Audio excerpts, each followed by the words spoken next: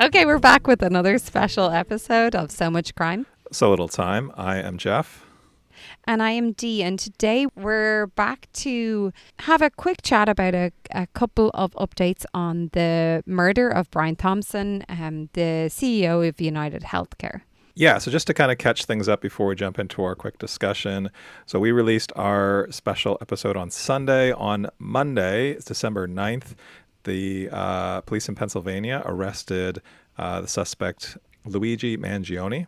He was at a McDonald's in Altoona, Pennsylvania. And since then, we've learned a little bit more about him, which we're going to talk about. So that's that happened right after we released our special episode. Dee, this has been a strange week of news about this story. And it really has. Yeah. I feel like we've been pummeled. Like each day there's more threads, there's more questions, there's more discourse. And like the gap is getting wider between how people feel. We touched on this in our episode that we put out earlier in the week, but you know, we've got this one group of people who are like, it doesn't matter / he's a hero, versus this other group who are saying, hold the phone. You know, if someone you don't like or you don't respect gets murdered and you're okay with that, you need to have that same vibe to someone you do like. Like if that's how we want the society to work. Yeah. You know, it's fraught. It's wild.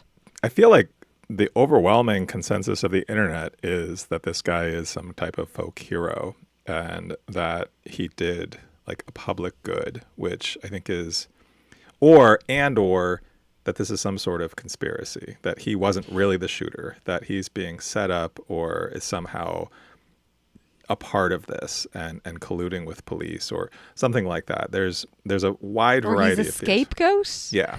Which wild scapegoat to choose. Like someone from a pretty prominent family in the Baltimore area, like very wealthy. If he was a scapegoat, it feels likely that he would have the resources to make sure that was known. Yeah, for sure. Mm-hmm. And in terms of the conspiracy theories, like what I found really interesting in them is so many small components are understandable to question. One thing that really stood out to me is under one of the news articles I was reading, I saw someone comment saying he has 7,000 alibis for the night, which obviously is exaggerating, I'm sure, slightly. But we did do a podcast recently on 13 alibis where someone who was not even in the same state as a murder occurred was tried and convicted and put in jail for 25, 30 years? Yeah. For a murder he was nowhere near. So it felt to me like everyone who had this thought or like read a thing about someone was just blasting it out there. And unfortunately, in today's world, you put something out there, it's going to stick with some people. They're not going to question it. They're just going to assume that some random person who posted it on social media knows what they're talking about. Yeah, I think it's true. And I think that was the Richard Rosario story, was the 13 alibis one where, he was in Florida when a murder occurred in New York. And there were 13 people in Florida who could put him there at the time of the murder. But yeah, like you said, he still got convicted. In this case, this is a very different case. He was found with the same ID that was used to check into the hostel. He was found with a gun that has, I believe, been matched in some way to the gun that was used in the crime. He had a notebook with him that seemed to talk about things like this. Like he also seems to match the photos. Although there are certainly some people who say he doesn't match the photos, but that seems to be more maybe a difference of lenses and types of cameras than really he does not match the pictures that we saw. How many photos of yourself have you seen over the years where you're thinking, that doesn't look like me? The photo thing is baffling to me. Like there's a semi-appearance going on here. Like it's fairly similar. And I think the rest is just up to the fact that different angle, different lens, different zoom, can look different. Yeah, I think it's frustrating to see people. It's easy to fall prey to the conspiracy theories online. They are appealing, and this is, I think, on its surface, this is a case where the person who was murdered represents in a lot of ways a lot of things that people have a negative association with or see as evil or something very bad for society, right? Healthcare companies. I don't know. It seems so at odds though, because I feel like maybe this is a harsh comment, but he's from a very wealthy family. Like they run a nursing home. I think that they have like, do they have restaurants? They have this whole like business situation going on in Baltimore. And I feel like a lot of what I hear, and again, not from America, just in case anyone was unsure. So maybe you'll have more of like an insight into this, but I feel like a lot of the time, the rhetoric I'm hearing in support of conspiracy theories is more often than not, people who are feeling left out of maybe the wealth or the inflation or whatever. But in his case, he's not. Yeah, this guy wasn't left out.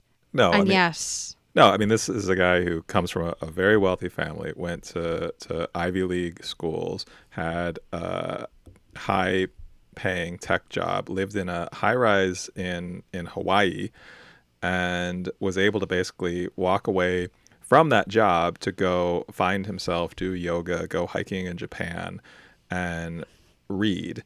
So he's not someone who comes from a life of struggle. And yes, so we do not know this man's whole story. We do not know yet if he actually is the person who committed this crime. There's a lot of strong evidence to suggest that he is, but none of that has been proven. This is all alleged at this point.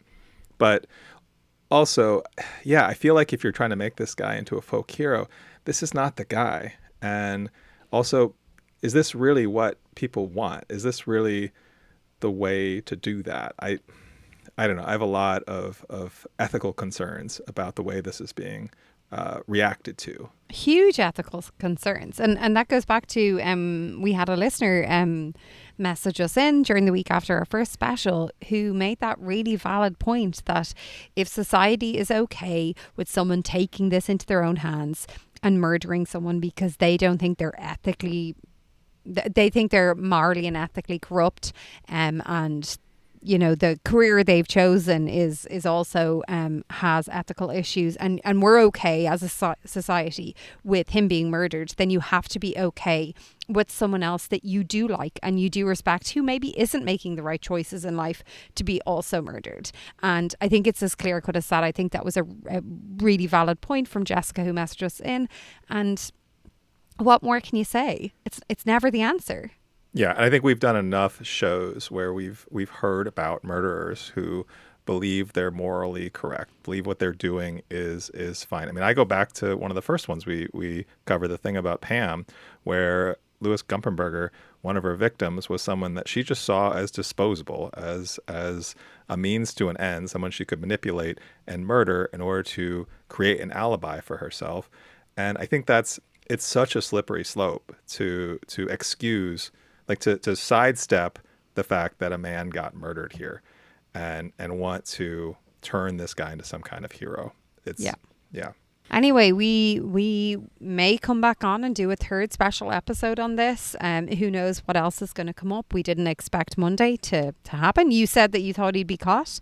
I thought he was heading to Canada, but he wasn't. That's the other thing. Why wasn't he heading to Canada? But anyway, we might come back on and give an update depending on what happens in the next week or two. But for now, that's us. We'll catch you on the next episode of So Much Crime, So Little Time.